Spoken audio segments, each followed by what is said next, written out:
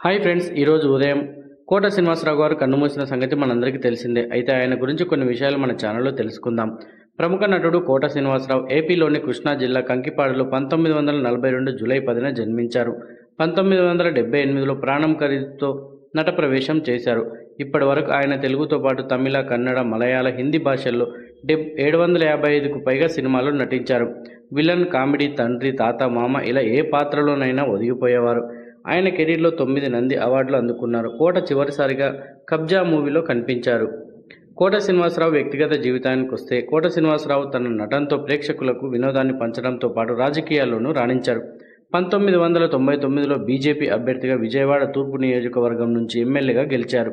2015లో పద్మశ్రీ పురస్కారం అందుకున్నారు. ఆయన సినిమాల్లోకి రాకముందు బ్యాంకులో పనిచేసేవారు. 1966లో రుక్మిణితో వివాహమైంది. వీరికి 2 కూతుళ్లు, 1 కుమారుడు ఉన్నారు. కుమారుడు ప్రసాద్ 2010లో రోడ్డు ప్రమాదంలో మరణించాడు. తెలుగు చిత్రసీమలో 4 దశాబ్దాలుగా తనకంటూ ప్రత్యేక స్థానం సంపాదించిన కోట శ్రీనివాసరావు గారు చనిపోవడం అందరికీ బాధాకరమైన విషయమే.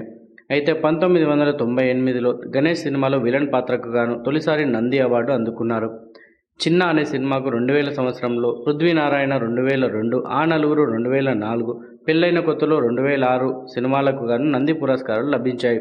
2015లో ఆయనకు భారత ప్రభుత్వం పద్మశ్రీ అవార్డుతో సత్కరించింది. ఎన్నో రాష్ట్ర, జాతీయ పురస్కారాలు కూడా అందుకున్నారు. ఈ వీడియోలో మరింత సమాచారం కోసం వీడియోని చివరి వరకు చూడండి. అలాగే మన ఛానల్ని సబ్స్క్రైబ్ చేసుకోండి. సినిమాల్లో నటించి తెలుగువారి గుండెల్లో ప్రత్యేక స్థానం సంపాదించుకున్నారు కోట శ్రీనివాసరావు గారు. తండ్రిగా, తాతగా, రాజకీయ నాయకుడిగా ఇలా ఎన్నో పాత్రలకు జీవం పోసిన ఆయన ఆదివారం ఉదయం కన్నుమూశారు. పిసినారిగా పొట్ట చెక్కలయ్యేలా నవ్విస్తూనే విలన్గా ముచ్చమటలు పట్టించిన విలక్షణ నటుడు కోట శ్రీనివాసరావు. మధ్యతరగతి తండ్రి, అల్లరి తాతయ్య, అవినీతి నాయకుడు, కామెడీ విలన్, నవ్వించే పోలీసు, మాంత్రికుడు ఇలా ఎన్నో పాత్రలకు తన నటనతో రక్తి కట్టించారు. క్యారెక్టర్ ఆర్టిస్టులో ఇతర భాషల నుంచి తెలుగు పరిశ్రమకు వచ్చిన వాళ్లే ఎక్కువ. మన నుంచి అక్కడికి వెళ్ళిన వారు అరుదు. కోట శ్రీనివాసరావు మాత్రమే ఆ అరుదైన ముద్ర వేశారు. ఎస్వి రంగారావు, కైకాల సత్యనారాయణ, రావు గోపాలరావు శకం ముగిసిన తర్వాత ఆ లోటును కోట శ్రీనివాసరావు భర్తీ చేసిన అనడంలో సందేహం లేదు. అందుకే ఆలీ నుంచి అమితాబ్ దాకా అందరికీ ఇష్టమైన నటుడు అయ్యారు. దాదాపు 750కి పైగా చిత్రాల్లో నటించి మెప్పించారు. ప్రతిఘటన, విజయశాంతి, చరణ్ రాజులతో పాటు కోట శ్రీనివాసరావు జీవితంలోనూ ప్రత్యేక సినిమాగా నిలిచిపోయింది.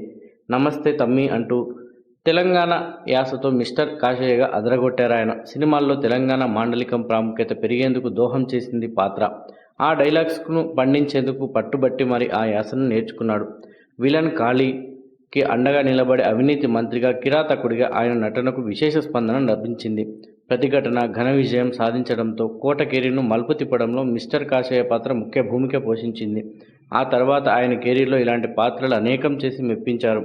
ప్రతిఘటన విడుదలైన ఏడాదిలోనే సూపర్ హిట్ అయిన జంధ్యాల చిత్రం, ఆహానా పెళ్ళంట రాజేంద్ర ప్రసాద్, రజని హీరో హీరోయిన్లుగా నటించారు. పిసినారి లక్ష్మీపతిగా కోట ఒక్క మాటలో చెప్పాలంటే అంత అద్భుతంగా నటించారు.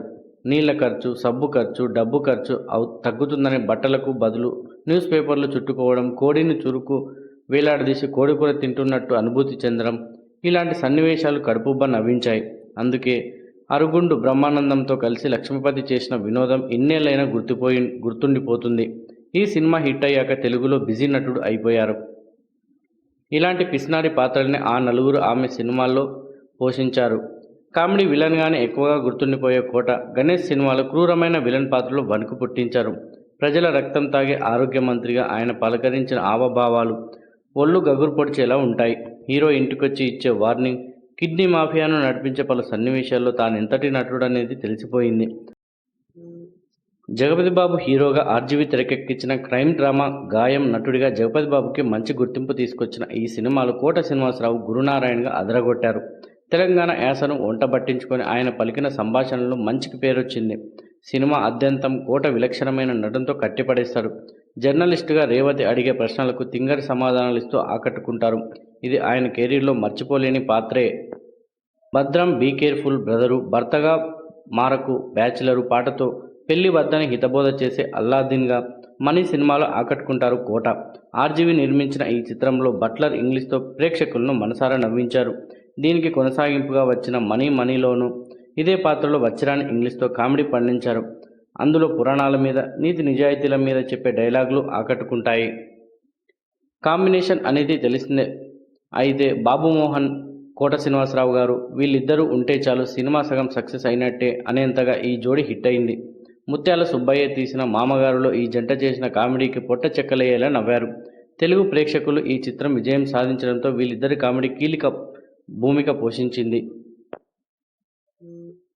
పోతురాజుగా కోట శ్రీనివాసరావు నటన సినిమాకే హైలైట్.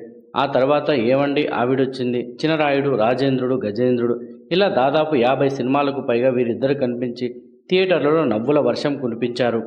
నాగార్జున బ్లాక్ బస్టర్ చిత్రం హలో బ్రదర్లో తాడి మట్టగా నటించి ప్రేక్షకులకు కితకితలు పెట్టించారు. ప్రమోషన్ కోసం పడే పాటలు, అందుకు తన కానిస్టేబుల్తో జరిగే కామెడీ మంచి వినోదాన్ని పండించింది. సినిమా అంతా నవ్వించిన కోట చివరిలో మల్లికార్జునరావు పాత్ర మరణించాక కన్నీళ్లు పెట్టిస్తారు. అలా నవ్వించడంలోనైనా ఏడిపించడంలోనైనా తనకు తానే సాటి అని నిరూపించారు.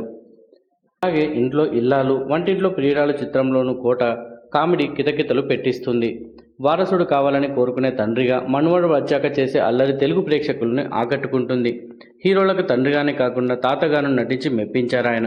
పెళ్ళైన కొత్తలో తాత మనవడి దాంపత్య బంధం బలపడేందుకు కృషి చేసే తాతగా మెప్పించారు. ఇలాంటి తాత పాత్రలే రాఖీ, బృందావనం లాంటి పలు సినిమాల్లో నటించి ఆకట్టుకున్నారు. తాతగా ఆయన చేసిన అల్లరి మంచి వినోదాన్ని పండించింది. జీవితంలో ఇంకా స్థిరపడని కొడుక్కి మధ్యతరగతి తండ్రి పాత్రలో కంటతడి పెట్టించారు కోట. ఆడవారి మాటలకు అర్థాలే వేర్లే సినిమాలో వెంకటేష్ నాన్నగా చేసి ప్రేక్షకుల హృదయాలు గెలుచుకున్నారు.